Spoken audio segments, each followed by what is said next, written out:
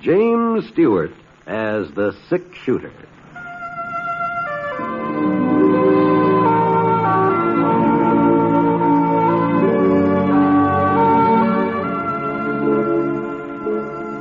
The man in the saddle is angular and long-legged. His skin is sun-dyed brown. The gun in his holster is gray steel and rainbow mother of pearl, its handle unmarked. People call them both the sick shooter.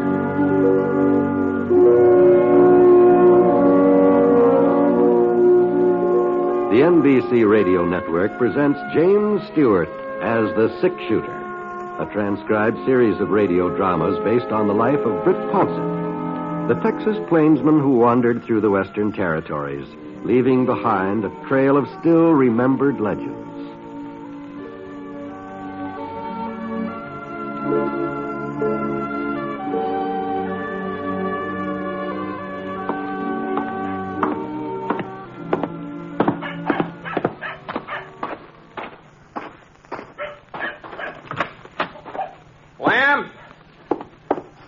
Lamb Trot! Oh. Where are you, Lamb? This stall here, Britt. I'm currying down one of my mares. Thought you said you was going to sleep late this morning. Oh, I just can't seem to get used to a hotel bed. The way you sink down in them, you feel like you're lying in a pile of quicksand. Well, where's Scar? Huh? Scar? Why, my horse. I thought maybe I'd take a ride out towards Saucer Mountain. Which stall's in, huh? Well, now, Britt, I don't want you to fly off the handle. What? What are you talking about? Well, the fact is, Scar ain't in no stall at the moment. Well, what's happened to him? Now, Britt, you know I wouldn't let anything happen to a horse that was left in my livery stable. You know that, don't you? Lamb, where's Scar? Just tell me where he is. Well, he's out. Out? You remember Jess Alden, who runs the Willow Fork Gazette? Sure. Well, sir, Jess and his wife Zoe has got a young lady visiting him. Myra Barker, her name is. She's Zoe's niece. Well, what in the thunder's all this got to do with my horse? No, there's no need to get your head up, Britt. I'm explaining to you about Scar. Well, you're telling me about some woman named Myra Barker. Well, that's where Scar is at. Myra took him out for a little canter. What? Well, now, you see, she's from back east somewhere, and she ain't got no horse of her own, so every once in a while she rents one of mine. Well, all right, go on, Lamb. Well, she come into the stable this morning about an hour ago, just when I was opening up, and she said she felt like taking a little gallop to work up an appetite for breakfast, and so she is a first-class rider, Britt. I don't care if she... What's got into you, Lamb? The idea of letting some woman ride out of here with Scar. Well, I never heard such a thing in my life. I tried to argue with her, but Miss Barker is a real forceful young lady. She said she was sure you wouldn't mind since she was only going a short ways, and she told me I was to give you the rental fee, and here it is, Britt, 25 cents. I don't want any money, Lamb. I want my horse. Well, they ought to be back, but now Miss Barker usually never stays out more than 30 minutes. Yeah, but now, Britt, don't start fretting about Scar. She'll bring him in all right. I'm not worried about him. He'll come in of his own accord. Of his own accord? What are you talking about? Lamb, I've had that horse since he was a colt. I broke him myself. Sure, Britt, sure. Why, he won't let anybody else ride him but me. Well, the last time anybody tried to mount that horse, he spooked and he threw the fellow a good 20 feet right straight up in the air. 20 feet? Oh, you don't say. Well, I noticed he acted kind of skittish when she started getting on, but I figured that was because he wasn't used to being rode with a side saddle. Oh, of course he's skittish. He's... Side saddle? You mean she's riding Scar's side saddle? Well, she's a real lady, Britt. Yeah, she a lady. She won't be much of a lady lying out in a bed of cactus somewhere. Come on, Lev, we'd better start looking. Yeah, I guess so. Well, I'll take that gelding, and you can take my... Britt! Britt, looky there. This is through the door. See her coming down the street? Well, I'll be darned. Say, I never knew Scar was a trick horse. Neither did I. Well, then where'd he learn that fancy step she's got him doing? Got me, Lamb. Oh, and you had me all worried, saying he wouldn't let nobody else ride him. I ought to know better than to take you serious, Britt. Whoa, now. Here, Miss Barker, let me give you a hand. Oh, thank you, William. I do declare he acts like he don't want you to get off. Oh, I guess he's going to miss me, aren't you, boys? Oh, that's a nice boy. He certainly is a fine animal, Lim. The man who owns him surely must be proud. Yes, ma'am, I am. Oh? Miss Barker, this is Mr. Ponset. Remember I told you Scar belongs to him? Oh, yes, of course. How are you, Mr. Ponset? Well, I'm pleased to meet you, ma'am. I hope you don't mind my borrowing Scar. Mr. Stewart didn't want me to take him, but I just couldn't resist the way he looked at me. It was almost like he was asking me to go for a trot. Well, yes, ma'am. You take good care of him, Mr. Ponset. You wouldn't want anything to happen to a wonderful animal like that. Oh, no. No, I sure wouldn't. Miss Barker. Yes? If you'd like to ride him again sometime, why, I'll be staying in Willowthorpe for a few days. Oh, that's very kind of you, Mr. Ponset. Lamb here, he'll fix you up when I'm not using Scar. Thank you. Thank you very much. Bye. Well, I just don't understand you, Britt Ponset. Here you was raising Cain because I let her borrow Scar, and now you're volunteering to let her ride him any time she pleases. I just don't understand it. Well, I thought, seeing as how Scar kind of took a fancy to her, and what I mean is he's a pretty good judge of human nature, and she does seem to be a first-rate rider. I mean, you know something, Lem? I don't understand it either.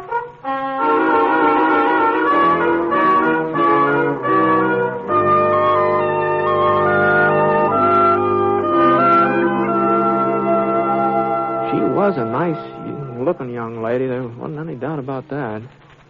And I liked the way she spoke right out. She didn't beat around the bush like a lot of girls man runs into. There was something about her eyes that... Well, anyway, I put my saddle on Scar, and we headed out towards Saucer Mountain.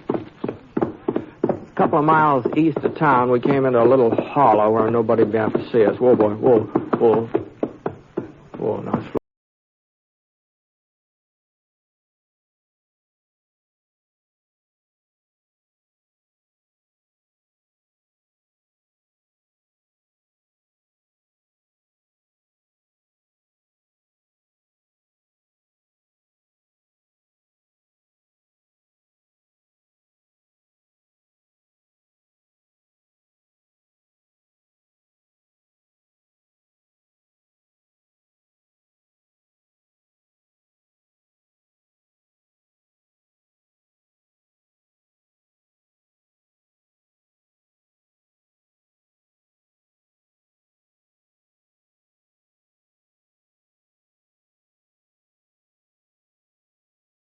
We got back to town, and I pulled up in front of the cafe. Whoa, boy.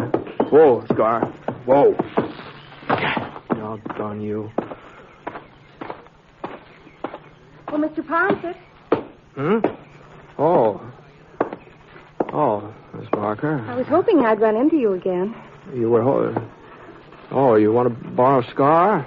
Well, it's about Scar.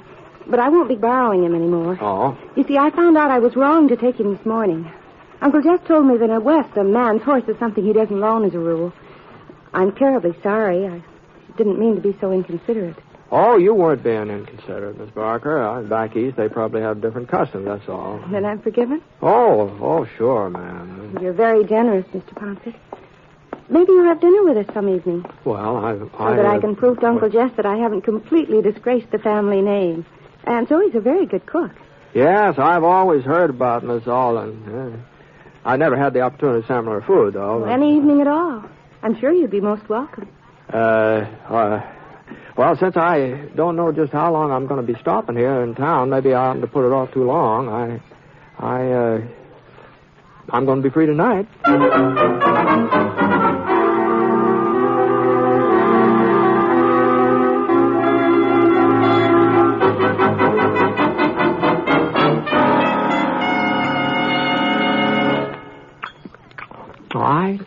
I want to tell you, Miss Alden, I've been hearing folks brag about your cooking ever since I can remember, but they haven't done you justice. Well, they just didn't even come close. Oh, Brett. Well, here, have another piece of shortcake. Oh, no, thanks. I just couldn't eat another mouthful. You sure? Oh, no, absolutely positive. Thanks just the same, though. Well, now, if you're certain. And I'll have another slice, eh? Now, Jesse, you've had more than your share. Besides, if you have another piece, there won't be enough for tomorrow. Shortcake ought to do for 2 meals. Well, you just offered Britt. That's different. He's company. Come on, Jesse. Help me with the dishes. Huh? The dishes? But I thought Myra usually... Myra has a guest. They might like to be alone for a few minutes. Now, come on, Jeff. Oh, sure. We put the porch swing up this morning, Britt. It's a speck early for it, I know, but there sure is a feeling of summer in the air. Yes, ma'am. Yes. Would you, care to go out on the porch, Miss Myra? We don't have to unless you really want to. I mean, just because Aunt Zoe suggested it. No. I think I might enjoy it. All right, then. I'm afraid she isn't very subtle, is she? How's that? You know perfectly well Aunt Zoe was throwing me at you. I knew she would when I invited you. So? The fact is, I'm sort of a disappointment to Aunt Zoe. She's done everything in her power to marry me off. But so far, she hasn't had any luck. Oh, the young men she's introduced me to are all very nice and pleasant. But, well, the truth is I don't want to get married. Oh, I see. I'm not the least bit interested in settling down and cooking meals. I like a change of scenery. I like to meet new people. Uh-huh. From what Uncle Jess tells me about you, you feel the same way. Yeah, more or less, I reckon. So I thought that having you to dinner, well, it would please Aunt Zoe, and as far as we were concerned, we might get to be friends, but there'd be no danger of going beyond that point. Uh-huh. Well, now that that's all settled, shall we go inside? Oh, well, there's no hurry, is there? I mean, as long as there's no danger, since we have this understanding, it is a nice evening, isn't it? Whatever you say.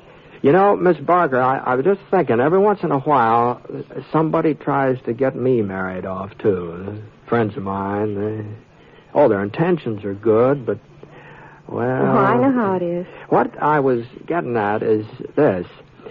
I haven't any idea how long I'll be here in Willow Fork, and, as long as I'm here, I was wondering if we couldn't see each other once in a while. That might take some of this marriage pressure off both of us. You see what I mean? Well, I suppose so, but... And we wouldn't be running any risk, seeing as how we have the understanding, you know. And your aunt would be pleased, my friends would be pleased, and... Well, you know, you're awful good company, Miss Barker. Why, thank you. Well, how about it? Well, all in all, I think it's a very practical idea, Mr. Ponset. I'd be delighted to see you again. Good. That's fine. Well, now, I'll get in touch with you the next time there's a doings. It probably won't be right away, but I'll get in touch with you.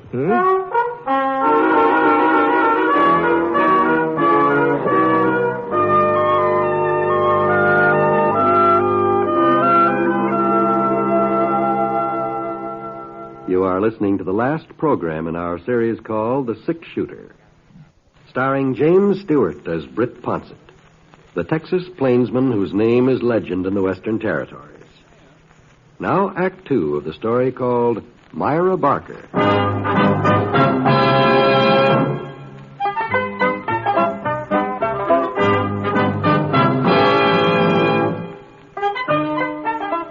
Well, as it turned out, there was a doings the very next night. Box supper over at the church. And since I'd sort of promised Myra that the next time there was anything going on, Well, anyway, we went to supper together, and the time seemed to pass by real pleasant. The next night, she was invited to a party at the Peterson house, and, well, now that I look back on it, there sure was a lot of social activity in Willow Fork during the next couple of weeks. We were going one place or another almost every night, and I was enjoying myself, too. I really was. And I was enjoying being with Myra. I didn't realize how much until that evening when I was walking her home from the hayride. Well, Britt? Huh? You haven't said a word since we left the wagon. Well, there doesn't seem to be much to talk about. Oh. Well, here we are. It's pretty late. I won't ask you in. Sure. Good night. Britt. Hmm? What's wrong? You're cross as an old bear. Well, I just don't see why you had to spend the whole doggone evening with Dave Carstairs. Oh? And what were you two giggling all the time about? I don't know. Dave's very amusing. Well, I just don't happen to agree with you on that. Anyway, I brought you to the hayride, didn't I? And if he can't find himself a girlfriend, we ought to stay home. Well, now, just a minute, Britt. Well? Aren't you taking a little too much for granted? We have an understanding. Remember, we're not interested in each other. Romantically. How do you know we're not interested? Leastways, how do you know I'm not? Why, Britt? Well, I guess this is as good a time to tell you as any other. I don't know how it happened. I never thought it could... I don't see... That is, Myra, will you marry me? Oh, Britt. I know you don't care for the idea, but I'm probably the last man in the world you'd ever... But even so, I've got to ask you. You'd better be careful, Britt. I might say yes. I wish you would, Myra. I'd give anything in the world if you would. You're serious, aren't you? I'm just as serious as I can be. But we've both said that we didn't want to settle down. That we weren't interested in love or marriage. A man can change his mind, can't he? Myra? I guess if a man can change his mind, a woman can too. Myra, is that you out there? Yes, Uncle Jess. It's time you were coming in, ain't it? It's almost 11 o'clock. I'll be right along. Can't you let him alone for a minute, Jess? I've got to get up in the morning, Zoe, and I need my sleep. I know I haven't got much to offer you, Myra, but I've saved up a little money, enough to get started. I thought maybe I could buy us a ranch. That is, if you'd like ranch life. Well, I haven't said I'd marry you, Britt. But I thought, well, you said you felt the same way I do, didn't you? I'm in love with you, Britt. I'll admit it. Well, But then... we're not children. We're used to living our own lives, and we've never put down roots, either one of us. Well, it's high time we did. I've got to think it over. Just let me sleep on it. Tomorrow night, I'll tell you then. Oh, you'll say yes, Myra. You've just got to. I don't know, Britt. I don't know.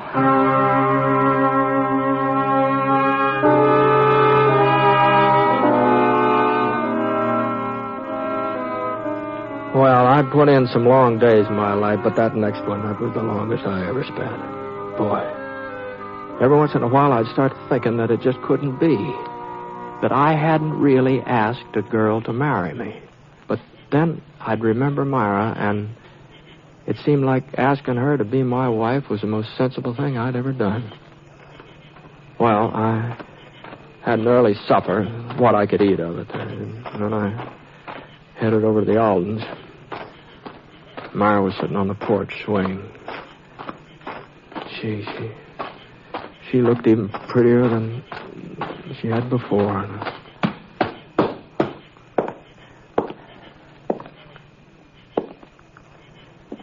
Hello, Myra.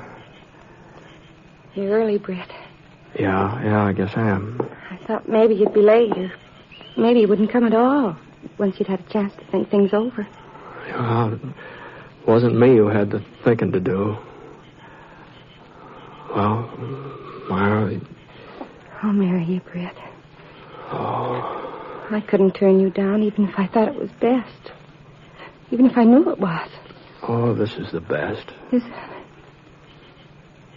Are you sure the day won't come when you're sorry you're tied down, when you're sorry you can't go off on a cattle drive to Kansas, or you can't head over to a new mining camp in Nevada, or you can't just be by yourself when you want to? No, I've had my share of cattle drives and mining camps, more than my share. And I don't want to be alone anymore, Myra. And besides, settling down will be just as hard for you as it is for me, you know. Your life will be changed, too. It won't be as hard. A woman has roots even if she doesn't realize it. They're there all the time, waiting to take hold. And when she If she has a home and a family, forgetting everything else is easy. She does her traveling and her dreaming and her wanting through her children. No, Britt, it's harder for a man. But I'll manage And it. the day won't come when you'll want to get in the saddle and ride up as far as the snow on the mountains. The day won't come when somebody will ask you for help, you and your six-shooter, a friend who needs you. You'll just have to do without. Well, maybe someone like Sheriff Jennings at Eagle Falls, a friend like him. What makes you mention Sam Jennings? You don't even know him, do you?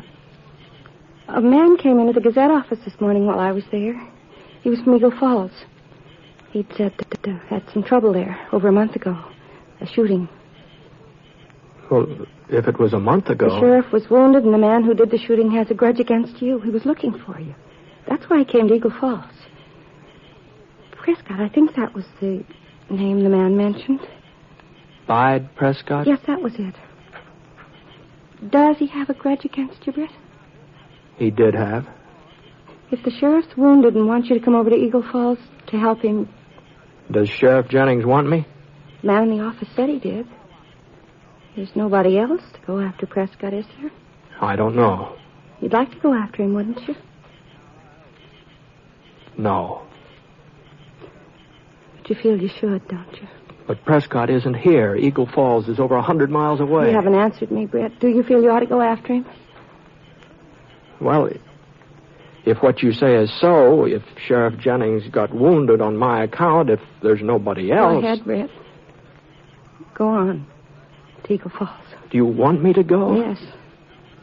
I want you to. But it shouldn't take long. I'll come back. No. What? Don't come back, please. But I don't understand. There'll always be a Bide Prescott or a Sheriff Jennings. There'll always be someone or something calling to you, taking you away from me. Oh, you'd turn them down, you'd shut your ears, but you'd still hear it, Britt.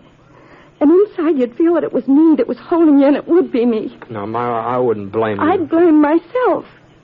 And I wouldn't like myself very much for doing it to you. Don't you see, Britt, we're lucky this happened tonight, that we found out in time. No, Myra, Please, Britt, don't come back. Don't.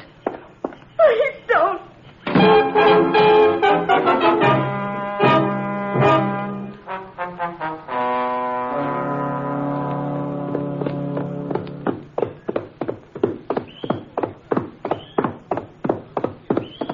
Britt? Hold up a minute, Britt. Oh, good morning, Jazz. Whoa, Scar. Whoa. Do you mind stepping into the office a minute? I'd like to talk to you. Well, I Won't take long. All right, Jazz. Easy, boy.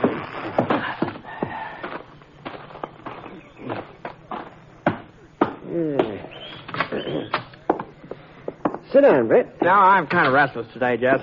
Thanks, anyway. You sure have a fiddlefoot, don't you? Yeah, guess so. And you're on your way out of town, huh? Yeah. See, what about Myra? She's a fine girl, Jess. Really a fine girl. Mm-hmm. Britt, you're leaving on account of Sheriff Jennings over to Eagle Falls sent for you. Ain't that your reason? You might say so, in a way.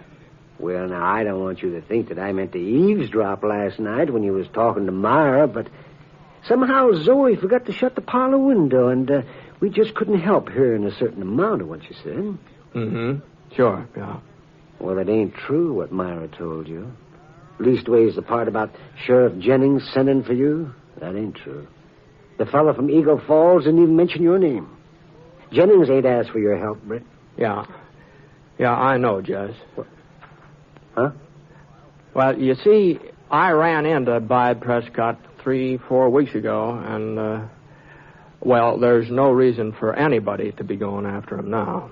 Well, if you knew that, if you knew you didn't have to leave Willow Fork, why in the name of common sense didn't you say so to Myra? Well, I figured she had her reasons for making up that story about Sheriff Jennings. I figured she was trying to turn me down without hurting my feelings. Oh, Britt, she didn't want to turn you down. She was just trying to make sure you wouldn't feel you'd made a mistake if you married her. No, she couldn't really care for me very much, Jess.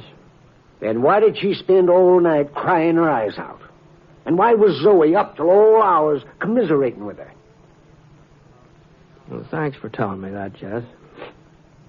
Then you ain't leaving. I'm leaving. But I'm real proud to know that Myra is somewhat fond of me. Oh, Britt, if you love her and she loves you... Oh, it's enough that she cried over me for one night, Jess. You know, I remember when I was a kid, my pa was like me in a lot of ways. Always on the move, always off somewhere, getting a new start, taking a new job, hunting a new frontier. He loved my ma, and she loved him, but she spent a lot of nights crying. A lot of nights. I just wouldn't want that to happen to Myra. There's no reason it should. Yeah? Yes, there is. When she was telling me that story about Sheriff Jennings wanting me to come over to Eagle Falls, I looked at myself real hard, and I knew that if it had been true, if Sheriff Jennings really had sent for me, well, it had been pretty hard for me to turn him down. Even for Myra's sake, it had been pretty hard. And someday I reckon I wouldn't be able to turn him down or anybody else like him, and Myra would spend another night crying, you see. One of these days you'll change, Britt. Maybe I will. Maybe I will. Well, can I tell Myra that you might come back to Willow Fork? No, Jess, I don't think you better. Of course, if I do come back and she's still... Well, maybe we just better wait and see what happens. So long, Britt. Good luck. Thanks, Jess. I'll probably be seeing you again before too long. Let's go, Scar.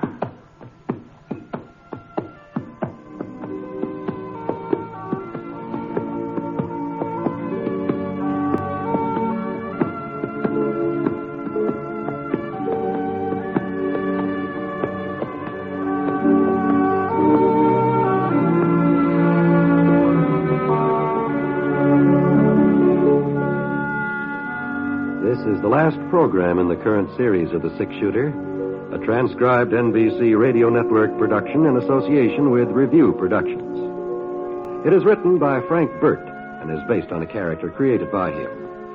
Mr. Stewart may currently be seen in the Universal International picture The Glenn Miller Story. Others in the cast were Virginia Gregg, who played Myra, D.J. Thompson, Howard McNear, and Parley Bear. Special music for this program was by Basil Adlam, and the entire production is under the direction of Jack Johnstone. All characters and incidents were fictitious, and any resemblance to actual characters or incidents is purely coincidental. It's been good to be with you with the Six-Shooter each week, and I hope that sometime, somehow, we can do it again. This is John Wall speaking.